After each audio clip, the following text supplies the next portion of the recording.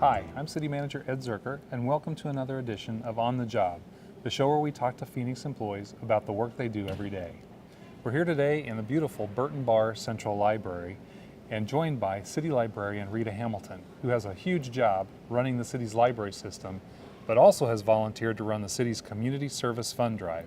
Rita, thanks for joining me today. Thank you, Ed. I appreciate it. So let's start by talking about the Community Service Fund Drive. It's something all of our employees are part of, and you are the chair. So what does that mean? That means that this year I'm leading a campaign focused on all city employees, and this is an annual campaign that the city does every year, as you well know, and we raise a lot of money for community organizations. We partner with the Valley of the Sun United Way, and a lot of the organizations that benefit from this drive are part of that group.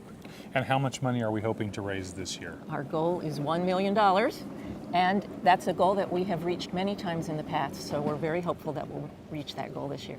And it's not $1 million to just one thing. You mentioned we work with the Valley of the Sun United Way. Tell us a little bit about the places where employees can choose to have that money go. That's right. There are many organizations that are part of this campaign. There are 23 environmental organizations that are represented by the Environmental Fund of Arizona. There are 110 organizations that are health, human service, that help people in the community. Everything from the food banks to helping kids with reading, all those different kinds of organizations, homeless shelters, etc. And then there are 250 organizations that employees have nominated to be part of this process as well. So a whole gamut of things that help the community greatly. And you talked about employees, and one really important thing about the drive is that it's run by employees. And you're doing this as in addition to your regular job. So tell us a little bit about what the employees do to make the drive successful. Oh, the employees get very active and involved. They do so many events throughout this season here. And just for instance, at the library here, our employees wrote a cookbook and they're selling that to raise funds for the Community Service Fund Drive. But every department does their own thing. Out at aviation, they do a jet pull. I don't know how they do this, but they pull a jet and people donate to see the jet move, etc. So every department does it differently, but they all have activities. And we also have a big fair at City Hall that everybody participates in. So there's many ways to raise the money. Now you are a city employee, so tell us a little bit about your job when you're not doing the Community Service Fund Drive. What does it mean to be city librarian? Sounds like a big title. It is a big title, and it is the best job in the city, maybe next to yours. It means that I get to lead the Phoenix Public Libraries, and we have 17 locations, a fantastic staff, and it really means that I get to help set the priorities and then get the resources so the staff can do the great work that they do. Now, when I grew up in a little small town, there was one Carnegie library in the middle of town, and it was all about books and magazines, but that's not today's library. Tell us a little bit about how you've seen the library system change in your time working in this profession. Oh, it's changed dramatically. And of course, the advent of the internet is responsible for a lot of that. But everything's going online, so we're becoming way more digital. We're helping people use their technology and helping them access digital materials, which we have as well. So it's become very different in that respect. But the other thing that's very different is that we are addressing community needs, very specific community needs. We're helping with tutoring with children that need to read on grade level. We're out there helping teachers get the resources that they need. So we're doing very interactive service. We have services in this building, drop-in science programs so that kids learn about science. So we're helping people throughout their whole lifelong journey in a very interactive way. And we've actually done it on the job with one of your employees here in the building doing the science, which was really interesting. So one of the impressive things about libraries, this one and the branches, is they seem to be a beehive of activity. And here it's almost literal, right? There is a hive here. Tell us about some of the programs here at Burton Bar. Oh yes, well the Hive is a wonderful thing that we've added since January, and it's an entrepreneur space. So we're in partnership with ASU. We're providing mentoring and training for people who are interested in starting their own business.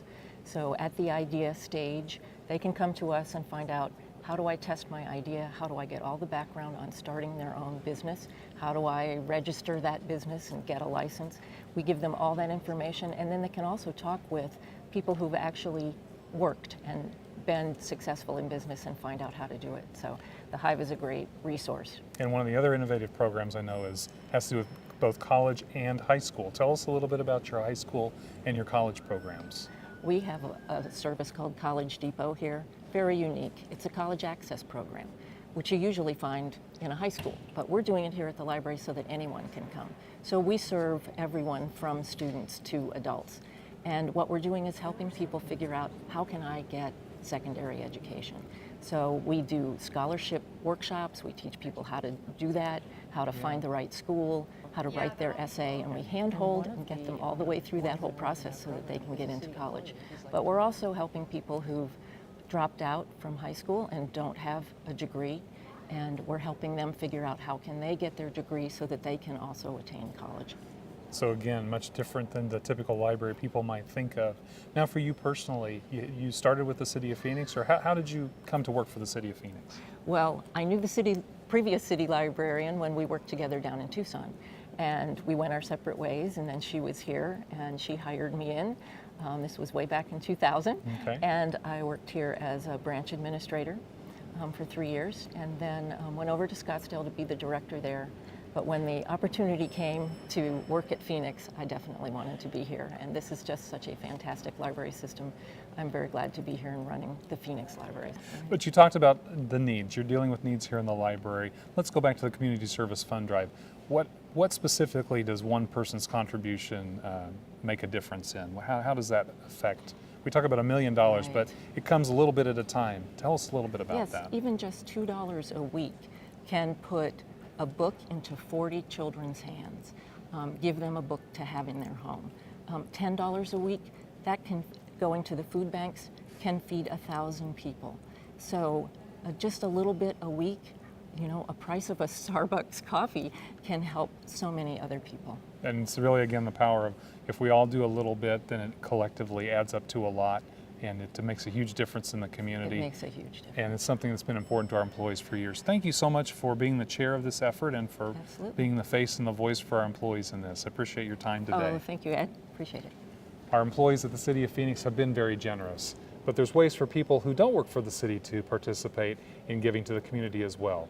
Go to the website on your screen or the phone number if you'd like to contribute. For On the Job, I'm City Manager Ed Zerker.